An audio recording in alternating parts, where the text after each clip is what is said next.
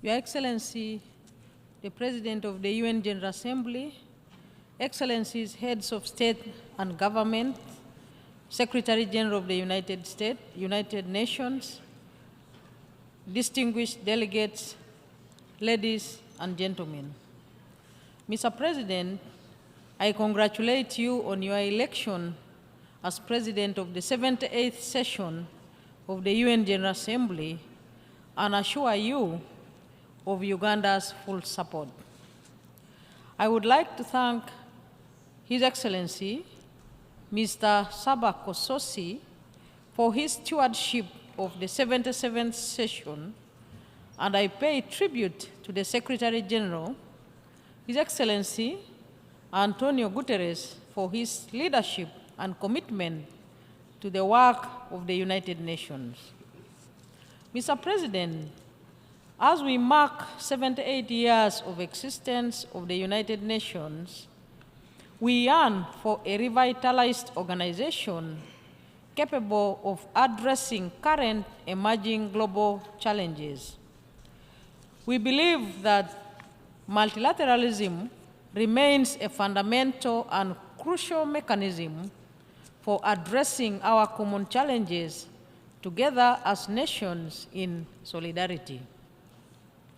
We pledge to work together with the entire membership of the United Nations towards making our organization fit for purpose and relevant for our times. In this regard, Uganda remains committed to the reform of the United Nations Security Council to make it more representative and to address the historical injustices committed against the people of Africa as spelled out by the Common African Position and enshrined in the Eswatini Consensus and the Sate Declaration. Mr. President, Uganda acknowledges that timely and full implementation of the SDG 2030 Agenda for Sustainable Development is crucial for the achievement of the 17 Sustainable Development Goals. In this regard, the government has continued to take bold actions to accelerate the implementation of the 2030 Agenda nationally. Notable actions include the operationalization of voluntary local reviews and institution of the National Sustainable Development Goals Conference held annually with the participation of all stakeholders to discuss the process so far achieved and agree on the actions to ensure full compliance.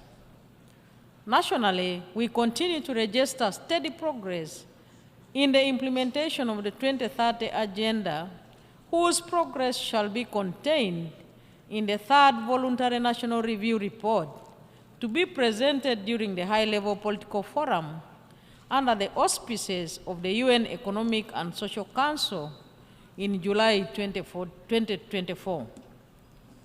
Mr. President, peace and security is fundamental and crucial in achieving sustainable development.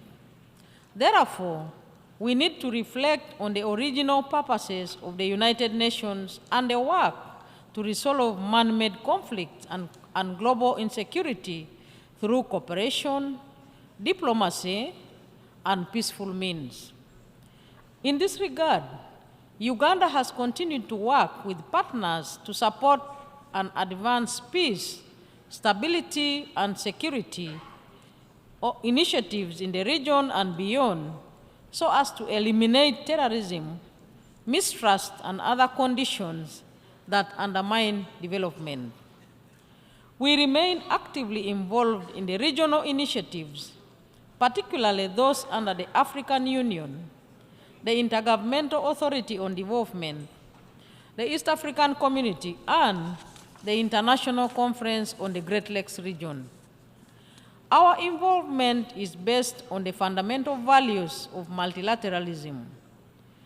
As the international community, we must be steadfast in our resolve to support dialogue and the peaceful resolution of conflicts whenever they occur around us and anywhere else in the world. Mr. President, Uganda has been at the forefront of receiving large numbers of refugees from within the region and ranks as one of the top refugee hosting countries.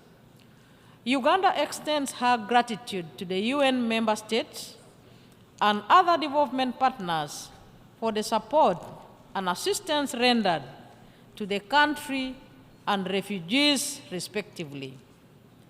We are working closely with the UN and partners to address the root cause of displacement. Uganda remains committed to shoulder its responsibilities and obligations in addressing the plight of refugees as a pioneer of the progressive refugee policy outlined in the Comprehensive Refugee Response Framework. As one of the co-conveners of the Global Refugee Forum, we commend all the states and other actors for their sustained commitment over the last 3 years, and we call upon member states and stakeholders to continue their commitment to pledge towards initiatives that advance the principle of burden and responsibility sharing, central to the compact during the forthcoming Global Refugee Forum. Mr. President, the Constitution of Uganda provides for the protection of the rights and freedoms of all Ugandans, as well as for the promotion of culture. Uganda has institutional safeguards which address grievances of human rights abuses. Objective 24 of the Constitution states that cultural and customary values are consistent with the fundamental human rights and freedoms, human dignity, and democracy. Our approach to human rights is to respect other people's values, and as we expect others to respect our values, which are deep-rooted in our culture. We therefore call for mutual respect of sovereignty. We believe that human rights considerations, especially in the face of varying cultural values, should not become the moderating factor in our long-term relationship with our development partners, with whom we will continue to engage in a proactive manner. Mr. President, regarding the culture equality, over 34.9% of the parliamentary and executive seats in Uganda are composed of women. On economic empowerment, Uganda has embarked on poverty alleviation programs which target women and youth participation in the economy. We are currently promoting value addition, value chain, and public procurement from the various Uganda Women Entrepreneurship programs. With the creation of the Africa Continental Free Trade Area, women will participate in cross-border trade within the Africa Continental Free Trade Area. However, work still needs to be done in Uganda to achieve full gender equality. Mr. President, climate change continues to undermine the ability of all nations to achieve the Sustainable Development Goals. Globally, we continue to witness climate and weather extremes causing considerable loss of lives and property. We remain concerned that countries that are less contributors to the global greenhouse gases continue to be disproportionately affected by the impacts of climate change. In this regard, Mr. President, my country extends its sincere condolences to the people of Morocco following the devastating 6.8 magnitude earthquake, which claimed more than 800 lives, and the people of Libya following the aftermath of Storm Daniel that resulted in the unprecedented flooding and loss of lives. To address the adverse impacts of climate change, Uganda continues to take bold climate adaptation and mitigation measures that include increasing access to affordable reliable, sustainable, and modern energy to enhance production and value addition, increasing forest and wetland cover, and championing the operationalization of climate-smart agriculture, among others. In line with our ambitions updated nationally, determined contributions. However, we note that the lack of sufficient means of implementation continues to undermine our efforts to adequately address the impacts of climate change. We thus reiterate our call to the developed country parties in line with the Paris Agreement to fulfill their commitment of providing the US dollars 100 billion annually to developing countries parties through 2025 to assist with respect to both mitigation and adaptation. Mr. President, we remain deeply concerned about the increasing trend in biodiversity laws. We believe that the full and timely implementation of the decisions adopted at the 15th meeting of the Conference of Parties to the Convention on Biological Diversity are fundamental to effectively address biodiversity loss. In this context, Government of Uganda has continued to take bold actions to address biodiversity loss. These actions include, among others, complete restoration of all degraded wetlands, reforestation, as well as prosecution of all those involved in illegal activities that undermine the preservation of flora and fauna. Our view, Mr. President, is that conservation and sustainable use of biodiversity remains a commitment for all nations and humankind. We therefore urge the international community to provide developing countries with sufficient means of implementation in terms of financing, capacity building, and technological transfer to support their efforts to address the challenges of biodiversity loss. Mr. President, developing countries continue to face unprecedented financing challenges which undermine their ability to achieve sustainable development. We believe that urgent need to reform the international financing architecture is fundamental and crucial in addressing these challenges.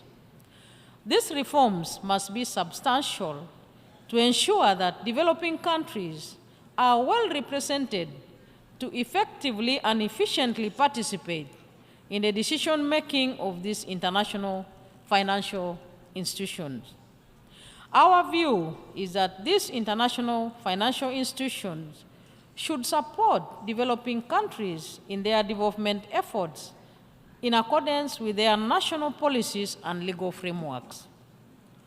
Mr. President, the COVID-19 pandemic presented a multitude of challenges to global health systems and essential health services. This crisis not only reversed hard-fought health gains, but has also inflicted severe economic hardships, especially in developing countries like Uganda. We have witnessed widespread job losses, disruptions in supply chains, decreased foreign investments, and increased poverty rates.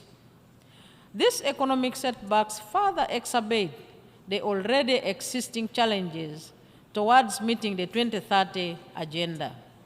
In Uganda, for instance, despite earlier progress, access to universal health care today stands at 65%, which is well short of the SDG target of 100%. The crisis, while daunting, also presents opportunities for us to rethink and reinforce our commitment to health care and the Sustainable Development Goals. Despite the challenges, I am happy to report that Uganda has registered positive achievements in some effective disease control measures, as demonstrated by its swift and successful response to the Ebola outbreak. Through diligent efforts and the collaboration of healthcare professionals and the government, Uganda declared the end of the Ebola outbreak caused by Sudan Ebola virus on 11th January 2023, just 4 months after the first case was confirmed in September 2022.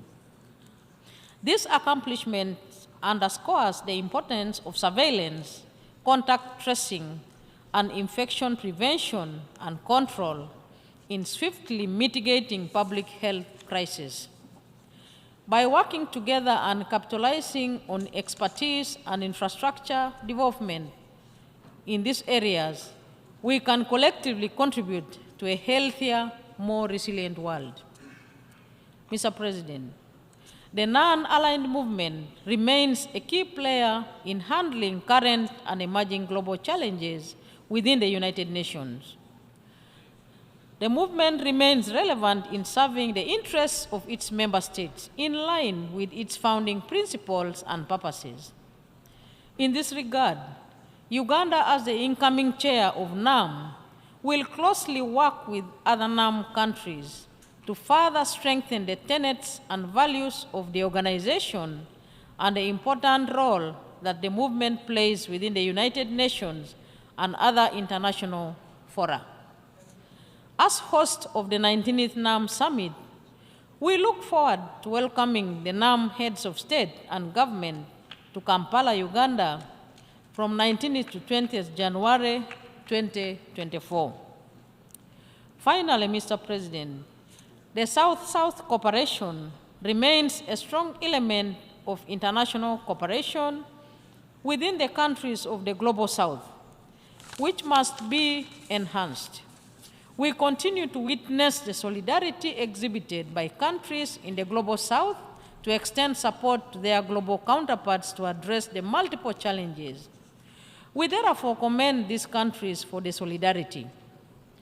Uganda will continue to support the strengthening of the South-South cooperation and triangular cooperation, as well as North-South cooperation with the United Nations.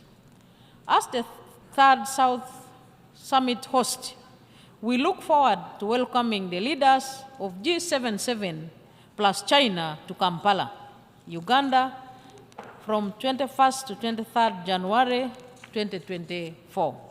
I thank you for your kind attention.